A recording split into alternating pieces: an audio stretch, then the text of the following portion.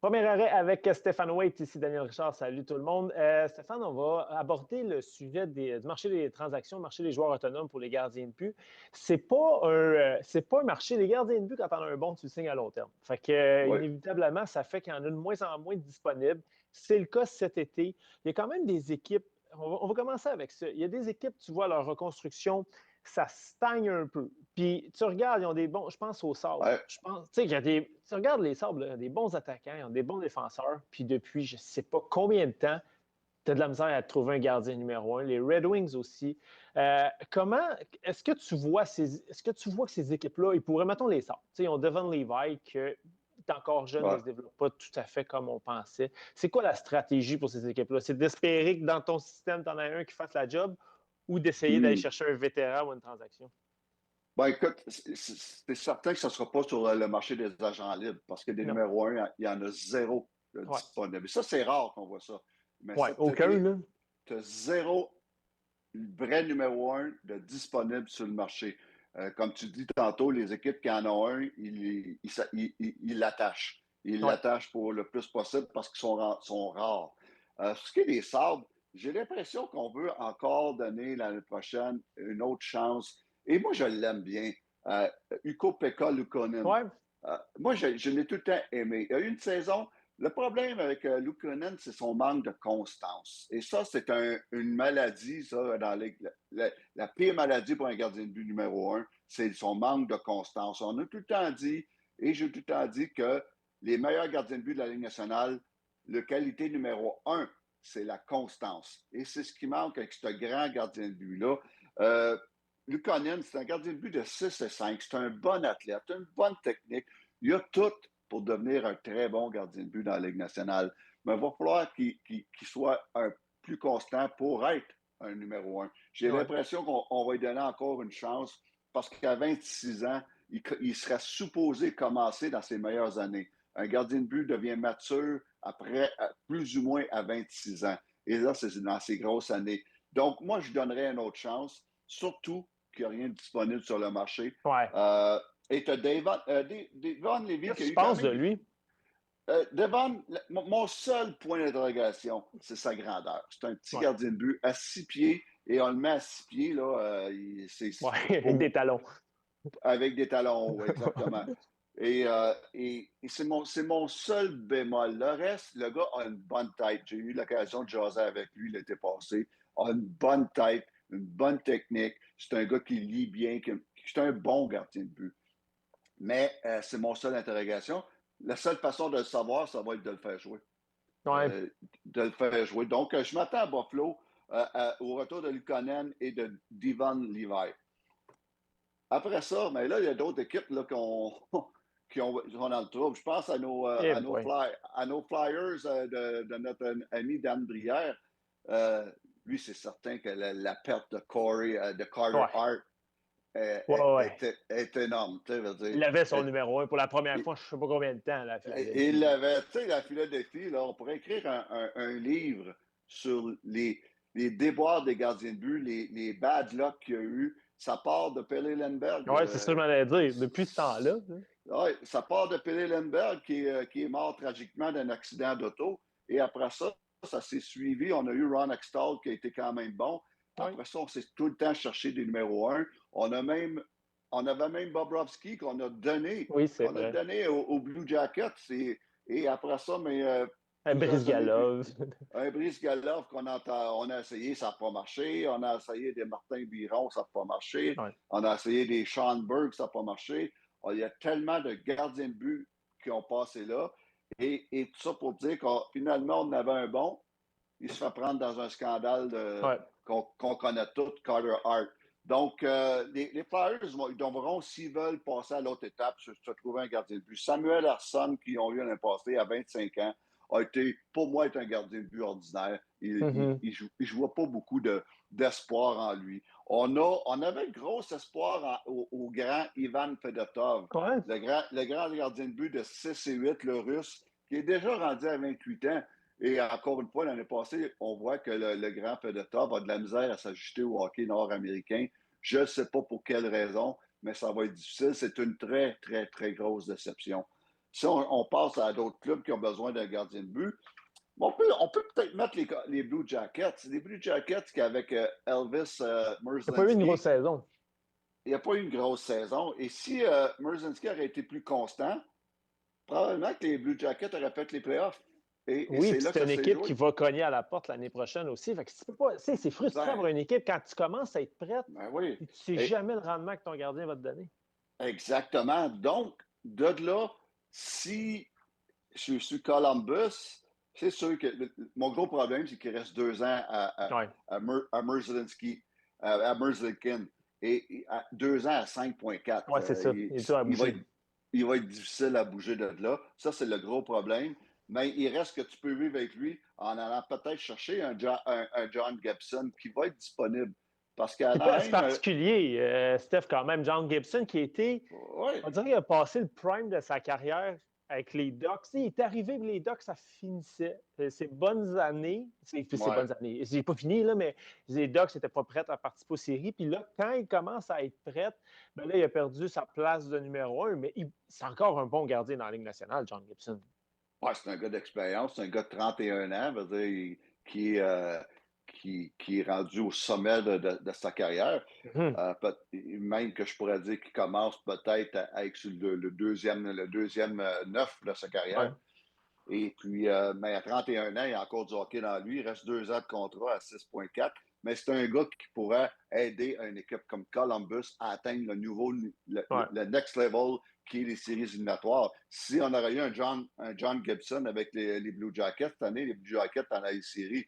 Et peut-être que c'est Canadien qui n'aura pas fait les séries, Mhm. malheureusement.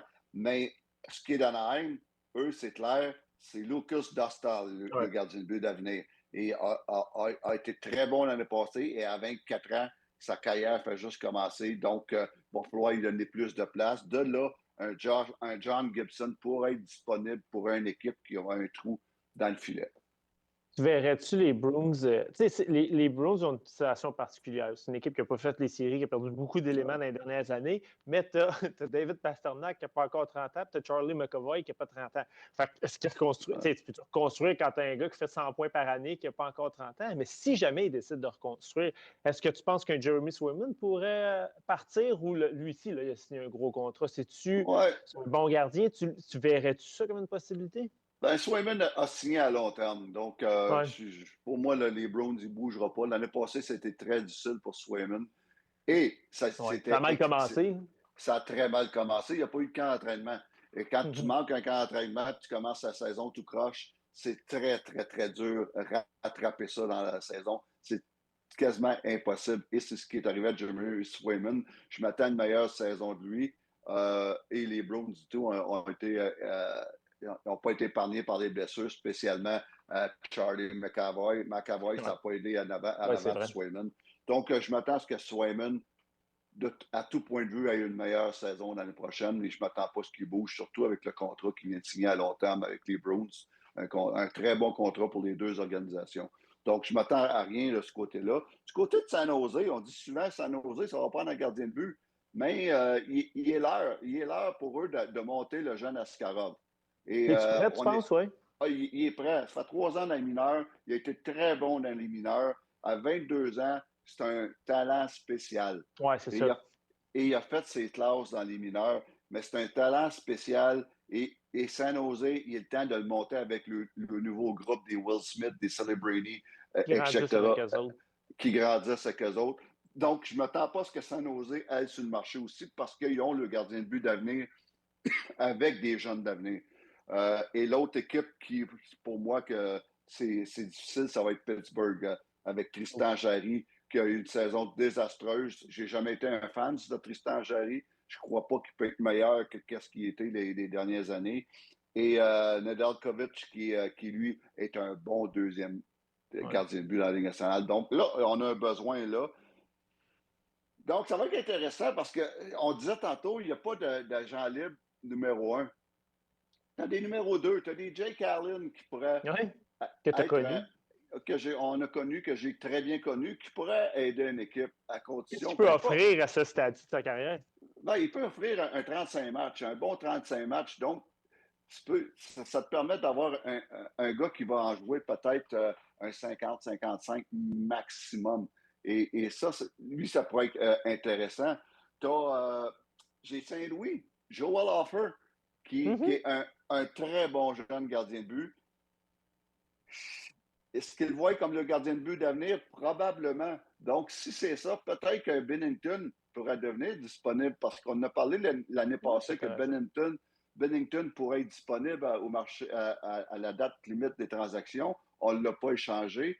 Mais Binnington, je m'attends à ce que dans les prochaines années soit disponible, peut-être l'année prochaine, à cause que Joel Offer est prêt à prendre plus de pôle. Et après ça, mais c'est certain que tu as une autre équipe qui cogne à la porte des séries, c'est les Red Wings. Les Red Wings, une autre équipe que s'ils n'ont pas fait les séries, c'est directement à cause de la situation dans le filet. Quand tu avais un Alex Lyon, un Ville Rousseau, un Talbot, un Talbot dans le filet, c'est tous des gardiens de but que les meilleures saisons sont derrière eux. On est allé chercher Peter Mrazek en fin de saison. Peter Mrazek qui a été bon, il reste un an de contrat et Talbot lui reste un an de contrat. Ils vont-tu commencer avec ça? On est loin de l'élite, on est loin du top 10, mettons. C'est ça, c'est deux gars. Tu sais, c'est comme tu as deux gardiens de but puis de même niveau. C'est pas des bons numéro 1, mais qui peuvent se challenger d'un match à l'autre puis on en voit le plus haut. Mais c'est pas la situation idéale. Et on parle finalement aussi des Hawks de Chicago qui ont été chercher le gardien de but d'avenir. C'est Spencer Knight. Ça, c'est clair et net. Un peu dans la même catégorie qu'Askarov, dans le fond un peu plus vieux, mais un peu dans la même gamme de gardiens de but. Exactement. Donc, les Hawks, ils ne sont pas en recherche de gardien de but et ils veulent re-signer leur gardien de but, Soderblom, Arvid Soderblom. Ils veulent leur signer. J'ai mon frère qui travaille avec les Hawks, qui est entraîneur de gardien de but, puis ils l'ont adoré, Soderblom, un gardien de but, il s'en vient dans ses meilleures années, dans le milieu, même pas milieu de la vingtaine, et qui était très bon, qui est agent libre avec restriction. Eux s'attendent de leur signer. Donc, les Hawks, pour eux, les deux gardiens de but là, pour les prochaines années, c'est réglé. Ceci étant dit, je veux dire, un truc comme Winnipeg, on va-tu aller chercher du rapport parce qu'on surutilise Hellebuck, pour 4 ans en ligne. Ça fait 4 ans que moi, je pense qu'il joue trop de matchs. 60 matchs, c'est trop. On le voit en série. Et la raison pourquoi on le surutilise, c'est qu'on n'a pas confiance en notre deuxième gardien de but qui était l'année passée, Eric Comrie. Est-ce qu'on pourrait aller chercher le style Jake Allen pour jouer? C'est vrai, lui, je pensais. Oui, pour jouer un 25 matchs, peut-être 30. Et ça donnerait un bon repos à Hellebuck dans le but d'avoir des bonnes séries finalement. On pense à un Ilya Samsonov, qui a été très bon comme deuxième gardien de but à Vegas, a été très bon. Lui, il va avoir une demande pour lui comme un bon backup dans la Ligue nationale. Donc, il y a quelques éléments qui peuvent être intéressants. Un Alexander Georgiev, qui est libre. Qui n'a plus de contrat, Qui n'a plus de contrat. Peut-être être un deuxième gardien de but, mais clairement, c'est pas un numéro 1. J'ai jamais pensé qu'il serait un numéro 1 et c'était un désastre au Colorado avec Georgiev et même avec les Sharks en fin de saison. Donc, lui, peut-être pour avoir un contrat de deuxième gardien de but. Tu as des Anton Forsberg qui est un bon backup qui va se trouver un contrat quelque part. Tu as un Dan Vladar qui est avec les Flames, qui a eu une bonne saison comme numéro 2, qui va se trouver un contrat quelque part. Tu as beaucoup de bons numéro 2 disponibles. Numéro 1, il n'y en a pas. Si tu en cherches un, va chercher un échange. On parle encore de John Gibson, peut-être un Binnington, peut-être, mais ce n'est pas numéro 1. Peut-être un Charlie Lindgren, mais ce n'est pas numéro 1 parce que Washington a 2 bons gardiens de but. La Caroline, 2 bons gardiens de but. Anderson et Kochetkov, qui est prêt, lui aussi, à en prendre plus. Peut-être qu'Anderson pourrait devenir disponible. Donc, il y a beaucoup de possibilités. Pas beaucoup de joueurs numéro 1 disponibles à Jean Libre, mais beaucoup de possibilités et ça va être intéressant à suivre le marché des gardiens de but. Steph, il y a un point avant qu'on se quitte, je veux qu'on revienne, puis c'est plate parce que c'est arrivé, je pense que c'est arrivé le soir même de notre dernière conversation. C'est Jake Oettinger. Les Stars perdent contre les Oilers sur une deuxième année de suite. Et puis là, après le match, tu as Peter DeBoer, qui est un vétéran coach dans la Ligue nationale, qui j'ai quasiment le goût de te dire lance son gardien en dessous de l'autobus. Tu sais, il n'a pas que parlé de lui, là, il a parlé du momentum en série, etc. Mais il arrive et il donne la fiche de Ottinger parce qu'il l'a retiré. Là, il l'a retiré assez tôt dans le match. Je pense Ouais. qu'il avait seulement donné 2 buts. Et il arrive et il parle de la fiche de Ottinger cette année puis les séries précédentes contre les Oilers. Honnêtement, j'ai fait le saut qu'un. Je comprends, tu viens de perdre, tu es déçu, tu es désappointé. J'ai fait le saut qu'un vétéran coach parle de son vétéran gardien comme ça. Tu sais, Ottinger, il n'est pas dans la gamme de gardiens qu'on a parlé tantôt. C'est Non, pas non. mal le top 10 de la Ligue. T'as Ouais, pensé ouais. quoi? T'as-tu été surpris? T'as pensé quoi de ça? J'étais surpris. J'étais surpris. Je suis convaincu que Peter DeBoer le regrette. Mais sur le coup de l'émotion, j'ai été surpris. Premièrement, j'ai été surpris de la façon qu'il a retiré du match. Ouais. Tu sais, Ouais. C'était confus un peu. c'était comme ah oui, out, Ouais. out. Et puis c'était comme embarrassant un petit peu. Je me dis, wow, on va Ouais. dire, tu sais, si tu fais venir ton gardien de but au banc, puis tu dis, gars, on va te changer pour telle raison, tu le fais de la bonne façon. Ça, j'ai pas aimé de la façon qu'on l'a retiré comme un malpropre ou un gars qui Ouais. avait. Quand même un Et statut, là, Jake Ottinger, ben dans le stand. exactement. Puis j'ai tout le temps dit aux entraîneurs-chefs que j'ai travaillé avec, que ce soit à Chicago, à Montréal, je les ai tout le temps demandé, quand tu retires un gardien de but du filet, fais-le de la bonne façon. Fais-le parce que c'est embarrassant de se faire sortir Ouais. d'un match. N'importe quel gardien de but sur la terre n'aime pas se faire retirer en plein match. Et parce que c'est embarrassant, tu as 20 000 personnes, Ouais. tu as 500 000 qui te regardent à la télévision, c'est Ouais. embarrassant. Et il fallait de la bonne façon, il fallait avec de la classe, il fallait donner une explication. Et souvent, on n'a pas le temps tout de suite, mais après entre les périodes, on va voir, écoute, là, je peux changer pour telle raison. C'est important, ça, de le faire de la bonne façon. Euh, Ceci étant dit, Peter DeBoer, je comprends sa raison d'avoir sorti de Ottinger. Mm-hmm.